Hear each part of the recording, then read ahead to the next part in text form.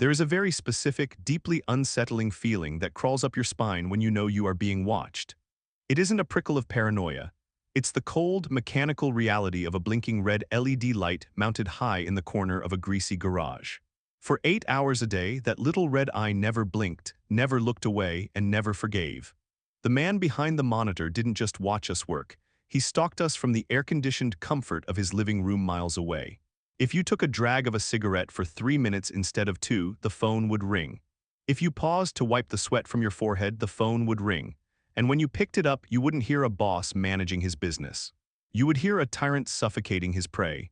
But tyrants always make one fatal mistake. They assume the people they are stepping on don't know how to pull the rug out from under them. The acrid bite of brake cleaner and the heavy, metallic scent of used motor oil were the perfumes of my daily existence at Apex Automotive. I was a technician, spinning wrenches for a man named Thaddeus Krenshaw. Thaddeus was a man who possessed the kind of manicured, spotless hands that had never actually touched a greasy engine block.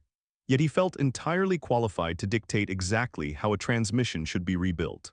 He owned 2 shops in the city, but his true full-time job was professional harassment. We called the shop phone the Screamer. It was an old, grease-smudged landline mounted to a concrete pillar in the center of the bays. It would ring with a shrill, piercing electronic chirp that cut through the roar of impact wrenches and air compressors. Whenever it rang, every mechanic in the building would tense. I remember a Tuesday afternoon in late August. The heat index was hovering near 100 degrees, and the air inside the shop was a stagnant soup of humidity and exhaust fumes.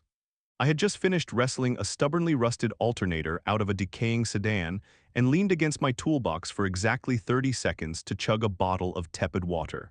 The screamer went off. I wiped my hands on a shop rag and picked up the receiver. Before I could even say hello, Thaddeus's voice exploded through the earpiece, a nasal, grating barrage. He demanded to know why I was throwing a party on his dime. He threatened to dock my pay for the hour because the bays weren't full. He screamed until his voice cracked, entirely unprompted, completely unhinged. If you tried to defend yourself, the volume only increased. The man had a pathological allergy to being questioned. He thrived on the power dynamic, feeding off the quiet, humiliated compliance of his employees. After 3 months of his relentless digital stalking and random, explosive pop-in visits where he would belittle grown men in front of customers, I was entirely burnt out. The stress was a physical weight, grinding down my cartilage and fraying my nerves. I decided it was time to quietly look for an exit strategy. Strangely, before I even printed a single resume, Thaddeus abruptly transferred me to his second location. He offered no explanation, just a curt text message ordering me to report to the East Side garage the following Monday. It was a classic move from his playbook, isolating employees he considered flight risks, pushing them out to avoid paying unemployment. The East Side garage was a stark downgrade. The building was a crumbling cinderblock structure surrounded by a rusted chain-link fence topped with coils of razor wire. The neighborhood was rough, a forgotten industrial pocket where broken glass littered the gutters and sirens provided the nightly soundtrack. But I figured I could endure the grime and the sketchy surroundings for a few weeks while I lined up a job at a reputable dealership. What I didn't expect was the camaraderie. The crew at the East Side shop consisted of just 2 other technicians, Tarek Holloway and Kendrick Bales. Tarek was a towering, broad-shouldered man with a booming laugh and an encyclopedic knowledge of diesel engines. Kendrick was younger, quiet, and blindingly fast with electrical diagnostics. They were brilliant mechanics, but more importantly, they were resilient. They had to be. Within my first week, the ugly reality of the East Side shop became glaringly apparent. Tarek and Kendrick were both black, and Thaddeus Krenshaw was an unapologetic, venomous racist. Because he couldn't hide behind a monitor as effectively with the older camera system at this shop, Thaddeus would frequently drive down in his pristine luxury SUV to terrorize the crew in person. He never spoke to Tarek or Kendrick with an ounce of human decency. He barked orders like a plantation overseer, throwing tools, kicking over drain pans, and muttering slurs just loud enough to be heard but quiet enough to deny. The tipping point came on a rainy Friday. The shop was dead. We had swept the floors, organized the tool cribs, and were quietly waiting for the afternoon rush. Thaddeus stormed in, his loafers clicking sharply against the concrete. He took one look at Tarek, who was reading a service manual, and lost his mind. He accused Tarek of stealing time, hurled a barrage of thinly veiled racial insults, and ordered both Tarek and Kendrick to clock out and go home without pay for the rest of the day. It was a blatant, cruel flex of authority designed solely to hurt their wallets. I watched Tarek's jaw clench, the muscles in his neck standing out like steel cables. It took every ounce of self-control for him to set the manual down gently instead of wrapping a breaker bar around Thaddeus's skull. They clocked out in silence. I was done. I had a tentative offer from a local fleet management company starting the following month, and I refused to spend another minute generating revenue for a man whose soul was that thoroughly rotted.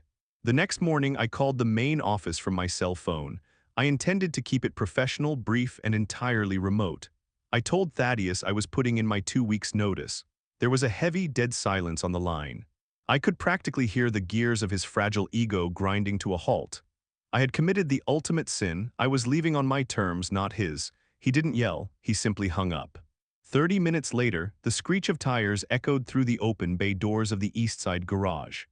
Thaddeus's SUV hopped the curb, coming to a violent stop just inches from the front bumper of a customer's car.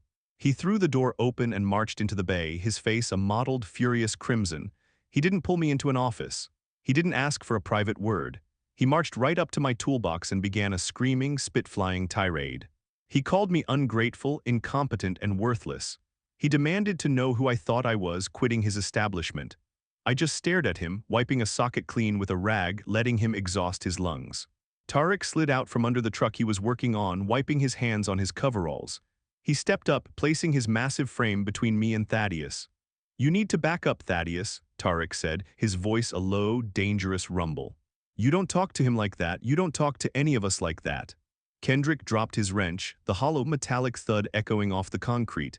He walked over, standing shoulder to shoulder with Tarek and me. A silent, impenetrable wall of solidarity. Thaddeus looked at the three of us, his eyes wide with a mixture of shock and sheer, unadulterated fury. His absolute authority was being openly mocked. His face twitched. "Clock out," he hissed, his voice trembling with rage. "All of you, clock out and get off my property, you're done." We didn't argue. We packed our tools, loaded up my truck, and left him standing alone in an empty, silent shop. That night, sitting at my kitchen table with a cold beer and a glowing laptop screen, I decided that simply walking away wasn't enough. Thaddeus Krenshaw didn't just need to lose his mechanics, he needed to be dismantled. Tarek and Kendrick deserved better than to be financially abused and racially degraded, and I possessed the exact ammunition required to burn Thaddeus's little empire to the ground.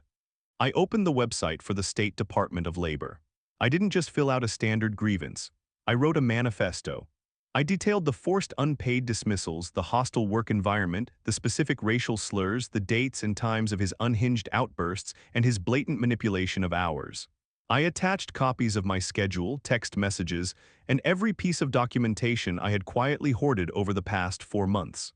I clicked submit, and the wheels of bureaucracy slowly began to turn. It took exactly 4 days for the shockwave to hit. I was sitting on my couch when my cell phone rang. It was the shop's main line. I hit answer and immediately hit record on my end, though I knew I wouldn't even need it. "You think you're smart, you little rat." Thaddeus's voice was a venomous whisper, vibrating with panic and rage. "Hello, Thaddeus, to what do I owe the pleasure?" I replied smoothly. He launched into a spectacular, self-incriminating tirade. He admitted to sending Tarek and Kendrick home to teach them a lesson about respect. He bragged about how he could fire anyone he wanted, whenever he wanted, and no government suit was going to tell him how to run his business. He threatened to blacklist me from every garage in the tri-state area. He threatened to withhold our final paychecks entirely just out of spite. I let him talk. I let him lay out every single illegal, retaliatory intention he had in his dark little heart. When he finally paused for breath, I spoke very clearly into the receiver. "Thaddeus, do you remember when you first hired me and you bragged about the new phone system you installed? The one that records every incoming and outgoing call for quality assurance and liability." The silence on the other end of the line was the most beautiful sound I have ever heard. It was the sound of a man realizing he had just handed the executioner a perfectly tied noose. "I've already requested that the Department of Labor subpoena those audio files as part of their active investigation," I added cheerfully. "Have a great afternoon," I hung up. Because he had officially terminated me before my 2 weeks were up, I immediately filed for unemployment, as did Tarek and Kendrick. Naturally, Thaddeus contested it. He claimed we were fired for gross insubordination and abandonment of our posts. The state scheduled an arbitration hearing over the phone. I prepared a binder of notes for the call. I sat at my desk, phone on speaker, waiting for the administrative judge to patch us through. The judge introduced herself, swore me in, and then asked for Mr. Krenshaw. Nothing, dead air. Thaddeus didn't show up. The judge rescheduled for the following week. Again, Thaddeus ghosted the hearing. By the third scheduled attempt, the judge had lost all patience with his games. With a sharp sigh of bureaucratic annoyance, she barred Thaddeus from filing any further appeals against us, struck his contestation from the record, and granted all three of us full unemployment benefits, backdated to the day he threw us out. It was a quiet, satisfying victory, but the true masterstroke was still baking in the oven. Months passed. I started my new job at the Fleet Company. Tarek and Kendrick pooled their resources and opened a mobile diesel repair business that was absolutely thriving. We had all moved on, leaving the toxic fumes of Apex Automotive far behind us. Then, on a crisp Tuesday in November, I checked my mailbox and found a letter bearing the Apex Automotive letterhead. I tore it open. It was a typed, desperately groveling letter from Thaddeus Krenshaw. The arrogant tyrant was completely gone, replaced by a man begging for a lifeline. He offered me a senior management position.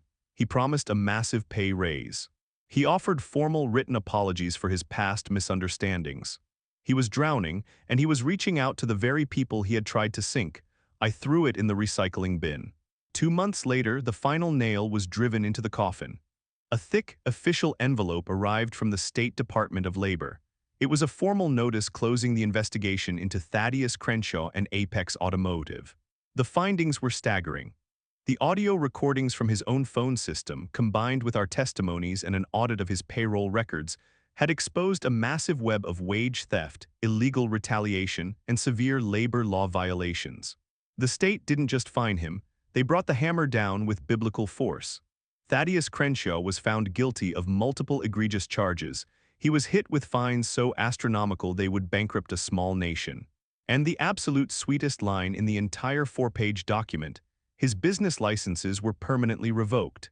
He was legally barred from operating an automotive shop or any other commercial business within state lines for a period of 7 years. He lost the shops, he lost his income, he lost the tiny, pathetic kingdom he had ruled with such cruelty. Power is a fragile illusion, often wielded by those who are most terrified of losing it. When someone builds their entire existence on stepping on the necks of others, they forget that eventually, those beneath them will realize they hold the foundation. Never let a tyrant convince you that you are entirely powerless, and never underestimate the devastating, precise power of a well-documented paper trail. If you enjoyed this story of a micromanager getting absolutely dismantled by his own hubris, hit that subscribe button, leave a like, and share your own toxic boss survival stories in the comments below. Until next time, know your worth, and never be afraid to burn down a bridge if the toll is your dignity.